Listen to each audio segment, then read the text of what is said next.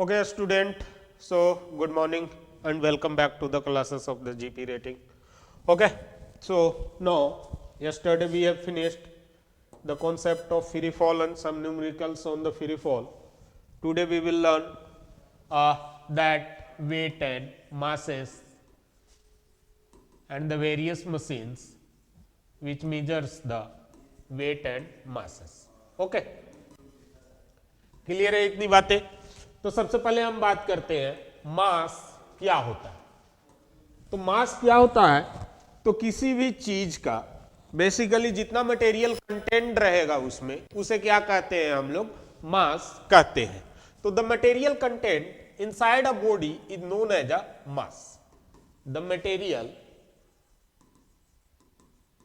Content inside a body is called what? Mass. Now what is the SI unit of the mass? So SI unit of the mass किस में लिखते हैं? मास को kilogram में लिखते हैं। इसके अलावा और क्या यूनिट होता है? तो इसके अलावा आप ग्राम में लीजिएगा, पाउंड में लीजिएगा, ये सारा यूनिट मास का होता है। तो SI unit of the mass that is KG, kilogram होता है। क्लियर है इतनी बातें? इसमें किसी को दिक्कत मास में? तो मास का इतना ही कॉन्सेप्ट था। अब आगे चलते हैं। इसका जो भाई एक होता है that is known as a weight. और वेट से ही एक कॉन्सेप्ट बना है the concept of the weighing machine. और इसी के आधारित पर आपको वेइंग मशीन, स्प्रिंग बैलेंसेस ये सब डिजाइन किए जाते हैं। क्लियर है इतनी बातें? So what is the weight of the mass? What is the weight of a body? The weight of a body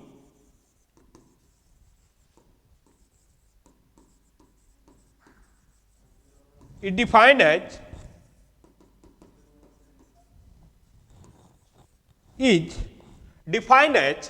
the force by which, weight क्या है? एक प्रकार का फोर्स है। वेट क्या है? एक प्रकार का फोर्स है। तो the weight of a body is defined as the force by which any object is attracted towards a centre of earth. Any object attracted towards earth, अगर अर्थ है तो अर्थ, मून है तो मून, जुपिटर है तो जुपिटर, सन है तो सन, और any celestial body, any celestial body. ऐसा नहीं कि वेट सिर्फ अर्थ के ही रिस्पेक्ट में होता है, वेट किसी भी चीज के रिस्पेक्ट में होता है, किसी भी सेलेस्टियल बॉडी के रिस्पेक्ट में होता है। तो दोनों में अंतर क्या बचा? मास केजी में है तो एक ही चीज है, तो मास हमेशा क्या रहता है? ऑलवेज कांस्टेंट रहता है। मास हमेशा क्या रहता है? किसी बॉडी का ऑलवेज कांस्टेंट रहता है। क्लियर है इतनी बात? मास क्या रहेगा? ऑलवेज कांस्टेंट रहेगा। अब आगे देखते हैं साथ ही साथ किस टाइप का क्वांटिटी है। तो मास किस टाइप का क्वांटिटी है? तो मास स्केलर क्वांटिटी है। कैसा क्वांटिटी है बेटा? स्केलर क्वांटिटी है, क्योंकि मास का कोई फिक्स डायरेक्शन नहीं होता है, सिर्फ मैग्नीट्यूड होता है। जैसे आपने सब्जी खरीदा, सब्जी तो सब्जी खरीदा, चलो आलू गोभी खरीदा, तो आलू गोभी मैं समझता हूं कि 10 केजी का आलू गोभी आपने खरीदा, तो ये 10 केजी, चाहे आप पाकिस्तान में चले जाओ, अमेरिका में चले जाओ, कहीं भी चले जाओ, 10 केजी हमेशा क्या रहेगा बेटा? आपका कांस्टेंट रहेगा। 10 केजी, चाहे आप चांद पे चले जाओ, चांद के पार चले जाओ, जाके शनि पर घूमते रहो, तब भी आपका मास क्या रहेगा? 10 केजी ही रहेगा। गुड। और कैसा क्वांटिटी है? स्केलर क्वांटिटी है। लो, तो फिर वेट क्या रहेगा सर? तो वेट बराबर क्या होता है? वेट एक प्रकार का क्या है बेटा? फोर्स है। वेट एक प्रकार का क्या है? फोर्स है। तो जब वेट फोर्स होता है तो सर बचपन में पढ़े थे हम लोग कि फोर्स बराबर क्या होता है? मास इंटू एक्सीलरेशन होता है। अब जब मास इंटू एक्सीलरेशन होता है तो उस एक्सीलरेशन को किसके द्वारा अप्लाई किया जा रहा है? अर्थ के द्वारा अगर अप्लाई किया जा रहा है तो ये ए जो है वो क्या बन जाएगा बेटा? कल ही बताया था, जी बन जाएगा। तो जब ये जी बन जाता है तो इसका नाम क्या हो जाता है? आपका वेट हो जाता है। तो देयरफॉर वेट बराबर क्या हो जाएगा? एम, और ए की जगह आ गया जी, तो उसे हम क्या कह देंगे? वेट कह देंगे। तो वेट बराबर मास गुना जी का वैल्यू जो होता है वो पुट कर दीजिए तो आपको वेट मिल जाएगा। G times of the mass is known as what, weight. Clear है इतनी बातें, इसमें कोई दिक्कत? अब जब जी, तो जी हमेशा किधर की ओर लगता है, किसी भी सेलेस्टियल बॉडी के सेंटर की ओर लगता है। एक्सीलरेशन ड्यू टू ग्रेविटी किसी भी सेलेस्टियल बॉडी के क्या होगा, सेंटर की ओर लगेगा। तो जब सेंटर की ओर लगेगा तो इसका एक डायरेक्शन हुआ टुवर्ड्स द सेंटर, और जब डायरेक्शन होगा तो कैसा क्वांटिटी होगा बेटा, तो वो सर पढ़ा था हमने कि उसे किस टाइप का क्वांटिटी कहते हैं, तो वेक्टर क्वांटिटी कहते हैं। तो कैसा क्वांटिटी हो जाएगा हमारा, वो वेक्टर क्वांटिटी हो जाएगा। तो मास के जगह पर जब वेट आएगा तो what type of the quantity is weight, vector quantity हो जाएगा आपका वेट। क्लियर है इतनी बातें, इसमें किसी को दिक्कत? तो चलिए, अ बैग इज ऑफ 40 kg, एक बैग है जो कितना केजी का है, 40 kg का है। Calculate the weight of the bag. तो वेट कितना होगा बेटा, वेट कितना होगा सो बताइएगा। तो सर हम जानते हैं W बराबर M गुना G, M का वैल्यू है 40 और कैलकुलेशन के लिए G का वैल्यू लेते हैं 10, तो आपका क्या हो गया है, 400 हो गया। अब ना जब फोर्स है तो इसका यूनिट क्या होगा, वेट का, वेट का SI यूनिट क्या होता है, तो न्यूटन होता है। क्या होता है SI यूनिट बेटा, न्यूटन होता है, और N से डिनोट करते हैं। तो 40 kg का बैग का वेट कितना होगा, 400 न्यूटन होगा। कितना न्यूटन होगा आपका, 400 न्यूटन होगा। क्लियर है इतनी बातें, इसमें कोई दिक्कत? अब नो, तो W बराबर आपको मिल गया M इंटू जी, यहां पर स्टार करके लिख लीजिएगा। 1 kg इजकल टू, जब न्यूटन में इसे लिखेंगे तो कितना न्यूटन होता है, 9.8 न्यूटन होता है। क्लियर है इतनी बात?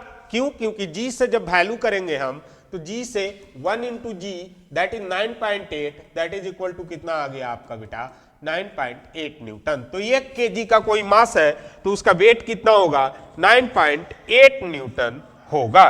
ठीक है, कोई दिक्कत? तो वेट ऑफ अ बॉडी, अब वेट के बारे में जहां पर, तो वेट कैन बी जीरो,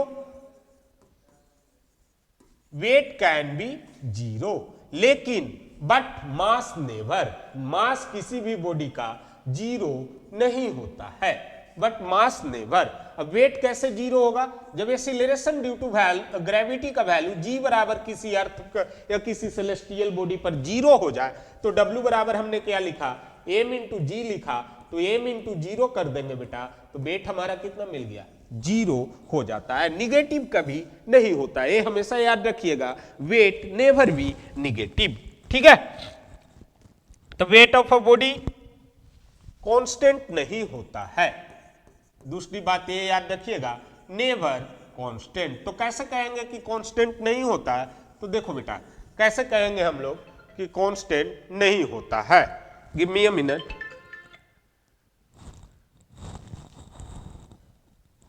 तब तक आप इसे डिवाइड कीजिए।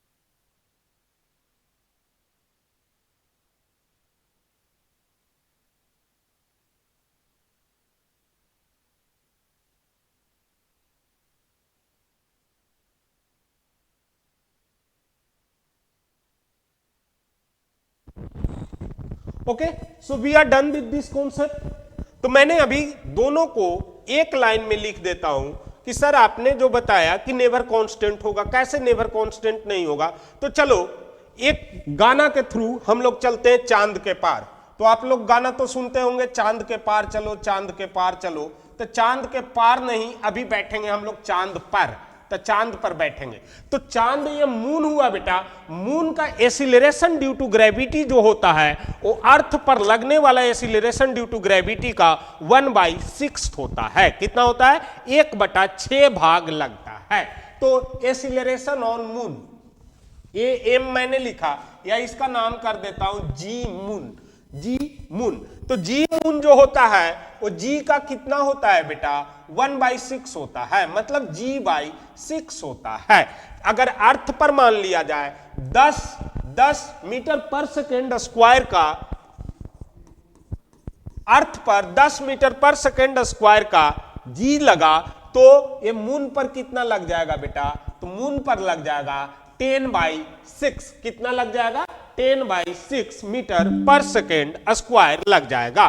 तो अब चलो चांद के पार सजन को ले जाना है, तो चांद के पार ले जाते हैं और उसका वेट मापते हैं वहां पर। तो जब वेट मापा हमने वहां पर, चलो मानते हैं कि क्या मानते हैं कि अभी जो धरती पर मिले हमें, तो धरती पर चलो रांची में उसका वजन कितना है? 50 केजी है। कितना वजन है उसका? मास कितना है उसका? 50 केजी है। वजन नहीं, द्रव्यमान कितना है? 50 केजी है। अब उसे मैं कहां पर ले गया? तो ऑन द मून ले गया, ऑन द मून ले गया, और वहां पर भी ये कितना वेट मास रहेगा? 50 केजी ही रहेगा। मास हमेशा कांस्टेंट रहता है, तो चाहे आप अर्थ पर नापो तो अर्थ पर भी 50 केजी रहेगा, और मून पर भी कितना केजी रहेगा आपका बेटा? 50 केजी रहेगा। नो, अब मैं उसे क्या कहता हूं कि वो चलते चलते जो वजन करने वाला मशीन होता है उस पे चढ़िए। तो जब वो अर्थ पर मशीन पर चढ़े तो उसका वजन वेइंग मशीन पर, जब अर्थ पर जो 2 रुपया दे के हम लोग वजन करवाते हैं, तो उसको मैंने देखा कि कितना है? 50 × 9.8। तो ये गया घर और ये हुआ कैंसिल, तो आपका आया 490 न्यूटन। तो अर्थ पर उसका कितना आ गया वैल्यू? 490 न्यूटन। अब उसे मैं चांद पर ले जाके उस मशीन पर बैठाऊंगा। तो चांद पर ले गया भैया, तो उसका हो गया 50 × 9.8 × 1/6। अब इसका 490/6 वैल्यू आया। मतलब इसका कितना वैल्यू आया? 68 जा 61 जा और 0.67 कुछ ऐसा आएगा, 81.67 न्यूटन उसका वैल्यू आया। तो देखो भैया, यहां पर धरती पर कितना महंगा चीज है ये सब, कि धरती पर वो कितने का था? 490 न्यूटन का। चांद पर जाते के साथ 81.7 न्यूटन का हो गया। तो इसीलिए गाना में कहा जाता है चांद के पार चलो, क्योंकि वहां पर वैल्यू क्या हो जाता है बेटा? घट जाता है। क्लियर है इतनी बात? तो घट जाएगा तो आसान हो जाएगा ले जाना, इसीलिए गाना में चांद के पार ले जाता है। कहने का मतलब ये रहा कि मैं सीधी सी बात ये कहना चाहता हूं कि वेट क्या होगा आपका? जमीन पर अलग होगा, किसी अदर सेलेस्टियल बॉडी पर अलग होगा। क्लियर है इतनी बातें? किसी को कोई दिक्कत इसमें? अगर नहीं दिक्कत है तो इस कॉन्सेप्ट को एक बार रिवाइज कीजिए।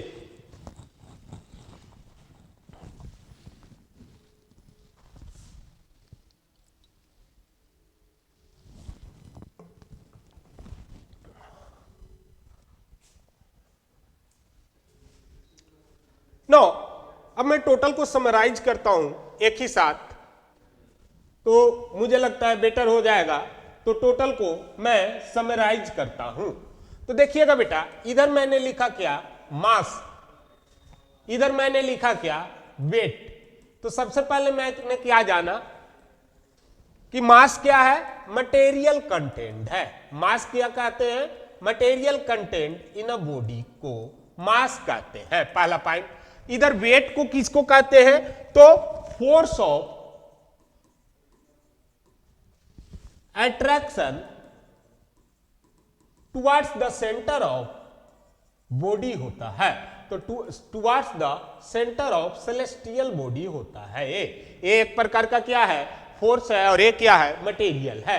तो towards the centre of celestial body. Clear है? दूसरी बात मैंने क्या कहा? मास हमेशा क्या रहता है बेटा? कांस्टेंट रहता है। इधर मैंने वेट क्या कहा कि कांस्टेंट नहीं रहता है, कैसा रहता है, वेरिएबल रहता है, जगह बदलेगा, वेट आपका क्या हो जाएगा बेटा, बदल जाएगा। नेक्स्ट, एक ऐसा क्वांटिटी है मास, तो सर स्केलर क्वांटिटी है। वेट कैसा क्वांटिटी है बेटा, तो सर वेक्टर क्वांटिटी है। क्लियर है इतनी बातें? तो मास आपका स्केलर क्वांटिटी है और वेट आपका कैसा क्वांटिटी है, वेक्टर क्वांटिटी है। अगली बात को देखिएगा, इतना चीजें बता दिया मैं। अब मास, तो मास के लिए मास ही यूज करते हैं, वेट के लिए फोर्स, और उसमें क्या एक्ट करेगा, ए के जगह पर आपका जी एक्ट करने लगता है। इधर मास कांट बी जीरो, कभी भी जीरो नहीं हो सकता है, और weight can be zero, weight can be zero, weight कभी भी जीरो हो सकता है। क्लियर है इतनी बातें? कोई दिक्कत किसी को? कोई दिक्कत कोई है वैसा? अब वेट कहां पे जीरो होता है भैया? तो सर जहां पे acceleration due to gravity zero लगेगा, तो मुझे कौन बताएगा, तुम लोग जीके जीएस दिस दैट बहुत पढ़ रहे हो, कौन बताएगा कि अर्थ के कौन सा पोर्शन पर जी का वैल्यू जीरो होता है, बताइए। तो सारा का सारा गायब। तो at the centre of the earth g is always zero, at the centre of the earth, centre of the earth g always कितना होता है बेटा, जीरो होता है। तो सेंटर ऑफ द अर्थ पर कोई भी बॉडी क्या कहा जाएगा कि जब उसके सेंटर पे लगाया जाएगा तो उसका मास क्या होगा, जीरो हो जाएगा। तो चलिए अब चलते हैं, रामायण में एक हीरो पैदा हुए जिनका नाम था हनुमान जी। तो उन्होंने किसी पहाड़ को उठा लिया था। तो पहाड़ को कैसे उठाया था बेटा, तो उसके सेंटर पे ही क्या कर दिया था, फोर्स लगा दिया था। तो सेंटर पर, किसी भी बॉडी के सेंटर पर फोर्स लगाइएगा। अभी हमने जाना कि मास के अर्थ के सेंटर पर कितना हो जाता है वैल्यू जी का, जीरो। तो जब मैं जीरो लगा दिया तो वेट कितना हो जाएगा, पहाड़ अब कितना भी बड़ा रहे वेट उसका कितना हो जाएगा, जीरो। वेट जीरो हो गया था, हनुमान जी क्या, हम भी जाएंगे उठा लेंगे। क्लियर है इतनी पॉइंट? ठीक है। लेकिन अब दिक्कत यह है कि वो चीज पता करना कि उसका सेंटर कहां पर है, वो दिक्कत है। ठीक है। तो बाकी चीजें जब पता चल जाएगा तो उसकी वैल्यू जब जीरो हो जाएगी तो किसी भी चीज को उठाना काफी आसान हो जाएगा। क्लियर है इतनी बातें? अब चलते हैं कि machines related to the mass and weight of a body. तो किसी भी मशीन को कैसे मेजर करते हैं वहां पर हम चलते हैं। तो देखिए भैया, वेट को मापने के लिए बहुत सारा मशीन होता है। तो वेट को मापने के लिए वेट मेजरमेंट किस किस से करते हैं, तो सर एक तो होगा स्प्रिंग बैलेंस। गैस गोदाम में ज्यादातर देखे होंगे, गैस बेचने वाला सिलेंडर वाला वो ऐसे करके स्प्रिंग लगा के उठा लेता है और लोगों को दिखा देता है, लेकिन लोग हमेशा घाटा में रहते हैं क्योंकि 100 ग्राम गैस जरूर चोरी करता होगा वो। ठीक है। तो देखिए कैसे करता है चोरी। तो वेट मेजरमेंट हम किससे करते हैं बेटा, तो एक तो हो गया हमारा स्प्रिंग बैलेंस से। दूसरा क्या हो गया, ये एक होता है तराजू। कौन राजू, तराजू। इसको क्या बोलते हैं इंग्लिश में, मुझे थोड़ा सा डाउट हो रहा है, याद नहीं आ रहा है, बट आप समझ जाओ। तराजू जो ऐसा टाइप का रहता है, अंधा कानून वाला पिक्चर में आपने देखा होगा, ये ऐसा टाइप का तराजू, ऐसा टाइप का जो रहता है वो तराजू। क्लियर है इतनी बातें बेटा? तीसरा क्या होता है, सर वेइंग मशीन होता है। वेइंग मशीन, कहीं भी आप घूमने चले जाओ, स्टेशन पे चले जाओ या भीड़ भाड़ वाली जगह पर, तो देखोगे 2-4 बुढ़े लोग या वैसे मांगने वाले लोग लेके इसे बैठे रहते हैं वेइंग मशीन को। क्लियर है? तो एक आपका क्या होता है, वेइंग मशीन। अब ये सारा का सारा जो वर्क करता है, वर्क ऑन द प्रिंसिपल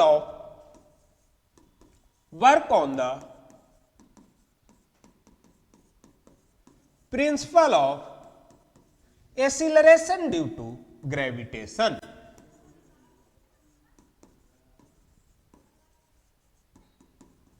और work on the principle of gravitational attraction. ठीक है। क्लियर है इतनी बातें? ये सारा का सारा किस पे वर्क करता है, work on the principle of gravitational attraction. तो weight of an object on the moon हमने निकालना सीख लिया था। अब किसी को यह पूछना है कि sir wait of the object on the moon आपने बता तो दिया डायरेक्टली कि जी का वैल्यू 1/6 होता है, बट मुझे प्रूफ चाहिए। तो चलिए देखते हैं कि प्रूफ उसका क्या होता है बाजार में। तो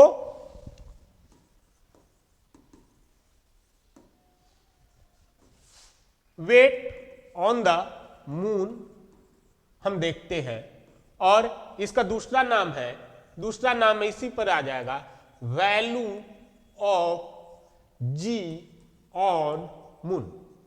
क्योंकि जो भी यहां पर इफेक्ट डाल रहा है किसके कारण डाल रहा है बेटा, आपका स्मॉल जी के कारण डाल रहा है। नोट करके रटे रहना बेटा। एक नंबर के क्वेश्चन में डायरेक्टली आपसे पूछा जा सकता है ऑब्जेक्टिव में कि what is the relation of g on earth and on moon.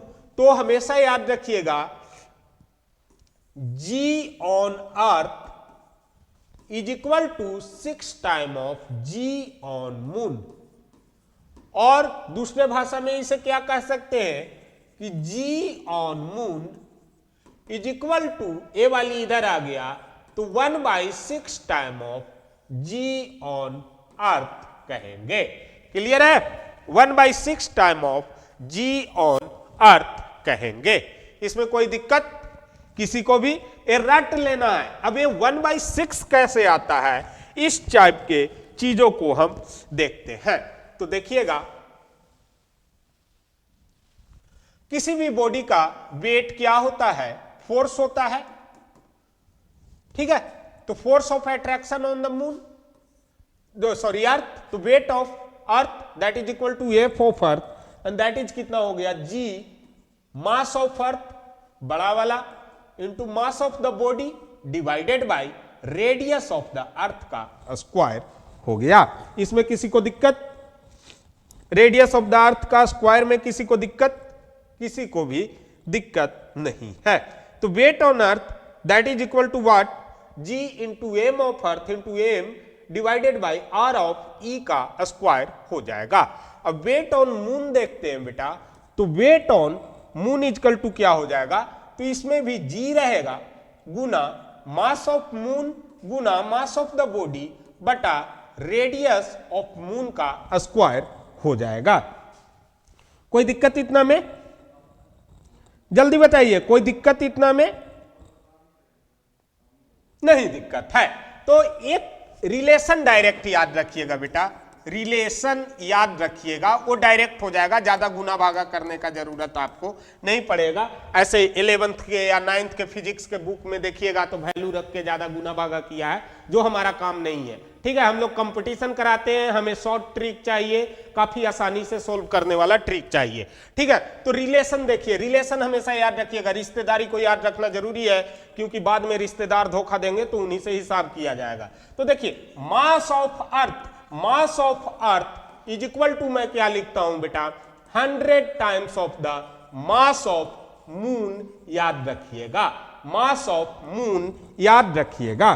किसी को कोई दिक्कत? Mass of earth is equal to 100 times of the mass of moon. तो बड़ा कौन हुआ भाई? अर्थ ही ना, धरती माता बड़ी हुई, तो मास ऑफ अर्थ हो गया। रेडियस ऑफ द अर्थ के रिस्पेक्ट में आप याद रखिएगा। तो रेडियस ऑफ द अर्थ क्या होता है, तो that is equal to 4 times of the radius of the moon होता है। ये वाली बात भी आप याद रखिएगा। तो चलिए नाउ हम लोग वैल्यू पुट करते हैं और देखते हैं कि क्या ड्रामा यहां पर किया जा सकता है। तो चलिए वैल्यू को देखते हैं पुट करके। तो that is equal to W on earth, sorry W on earth मैं एक ही यूनिट में चेंज कर रहा हूं, तो G इंटू 100।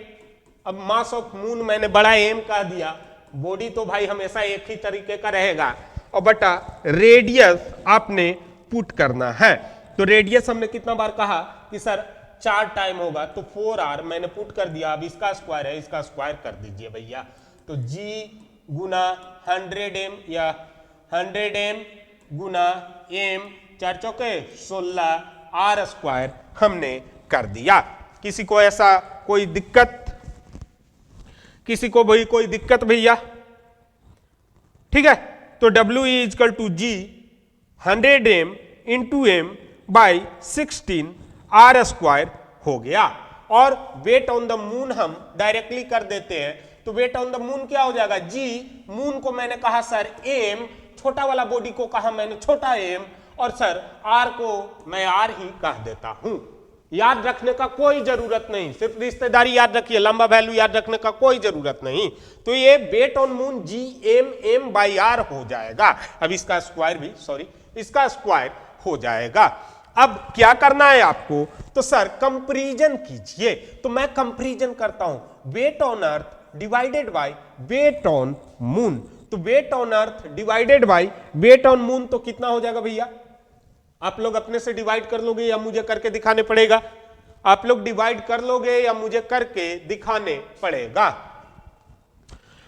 कोई नहीं, मैं ही कर दूं।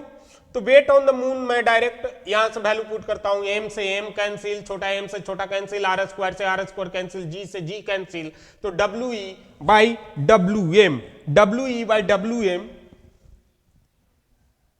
कर दूं यहीं पर कैंसिल, क्योंकि मैं ज्यादा मेहनती तो हूं नहीं बालक, तो तुम लोग ये ध्यान रखना, मैं सबसे बड़ा आलसी हूं, इसीलिए हमेशा शॉर्ट ट्रिक अपनाता हूं।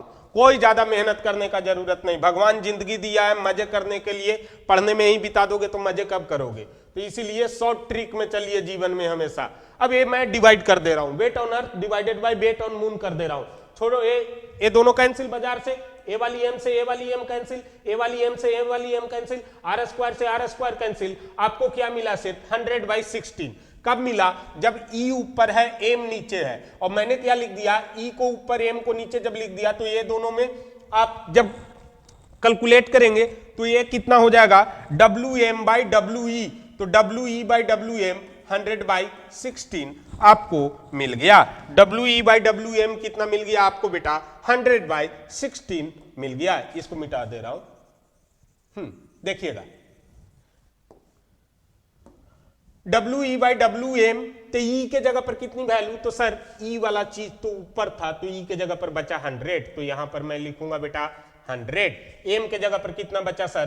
तो m के जगह पर बचा सर 16, तो यहां पर बटा में मैं लिख दूंगा 16। चलिए, अब वेट ऑफ द बॉडी है, मैं इसको बॉडी में लेता हूं। सपोज दैट कि मेरे पास 5 का बॉडी है, तो m इंटू अर्थ पर g लगेगा, और मून पर क्या लगा? m into g of moon लगा।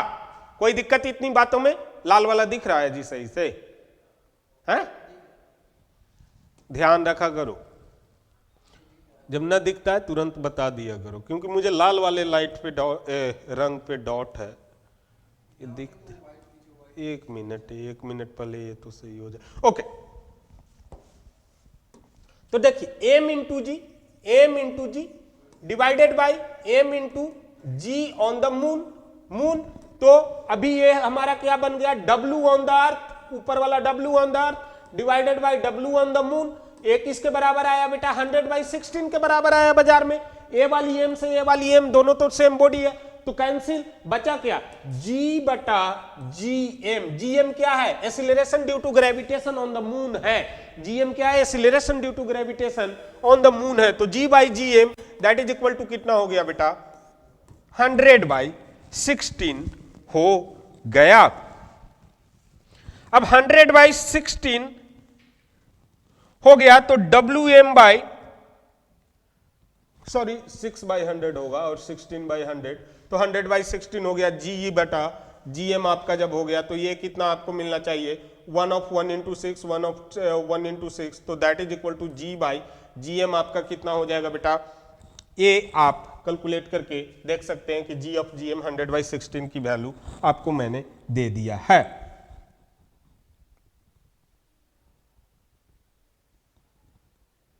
कीजिए।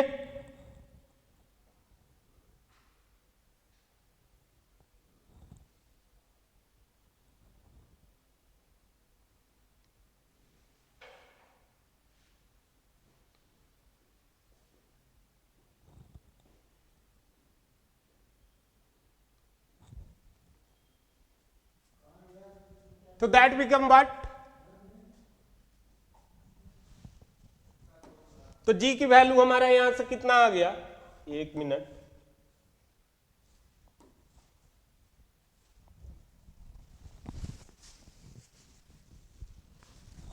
तो जी वाई जी एम की रिलेशन हम डायरेक्ट देखते हैं। तो सपोज द बॉडी है फिलिंग, तो ये कितना आपका रेशियो आ जाएगा फिर जब कैंसिल आउट करेंगे, वैल्यू पुट करके सारा कैंसिल आउट करेंगे।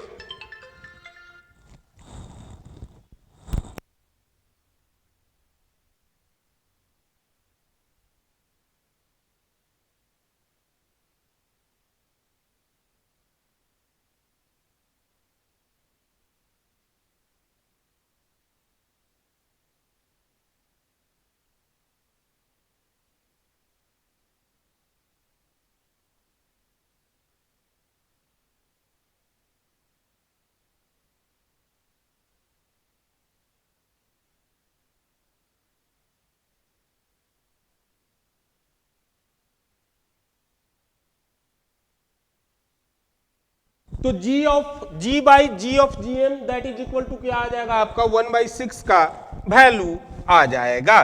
तो 1/6, तो weight on the moon is equal to क्या 1/6 weight on the 6 time of the weight on the earth हो जाएगा। क्लियर है इतनी बातें? ठीक है। तो एक क्वेश्चन है जो आप लोग अभी सोल्व कीजिएगा। A body of mass 60 kg, calculate its weight on moon।